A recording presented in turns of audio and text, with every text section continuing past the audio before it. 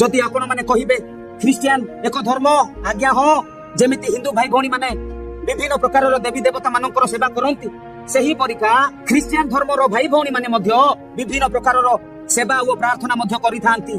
स्वर्गदूत मानकर प्रार्थना, मरियमकर प्रार्थना, मृत लोक मानक पई प्रार्थना, साधु संत मानक पई प्रार्थना। टिके से मानक पाखकु जाईकि देखंतु केते बड़ बड़ मूर्ति गुड़िक मध्य रखिकी से माने धूप मोमबत्ती रखिकी सेवा आराधना करुछंती। मने रखंतु असली परमेश्वर को केही देखी नाहंती, स्वयं जे अछंती से अछंती सृष्टिकर्ता परमात्मा तांकर रूप केही देखी नाहंती। तो केमिति तांकर रूप बनै परिबे? तो यीशु ख्रीष्टक पछरे चलिबा लोक मानकर कोनोसी धर्म ही नाही कि से माने कोनोसी मूर्ति आगरे दंडवत धूप दीप मोमबत्ती जळै पूजा प्रार्थना आराधना करुनाहांती किबा करंती नाही। यीशु ख्रीष्टक पछरे चलिबा लोक माने केवल विश्वास करंती करू अछंती कोन ना परमेश्वर जणे अछंती। तेणु विश्वास करी प्रार्थना करंती।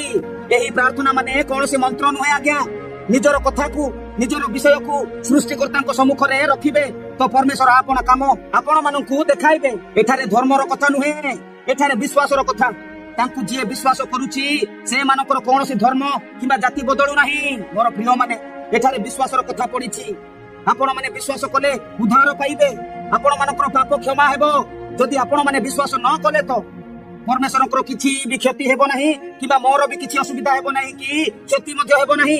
आपण माने प्रभु यीशु ख्रीष्ट को विश्वास करी ग्रहण करिवे तो उद्धार पाइबे, न पाइले भी कोनोसी असुविधा नाही। आपण माने एबे तो बंचिछंती, एही जगत रे अछंती। थरे जन्म तापरे मरण सुनिश्चित, तापरे विचार मध्य हेबो, शेष विचार तापरे दंड मध्य रहिछि आपण मानक पई।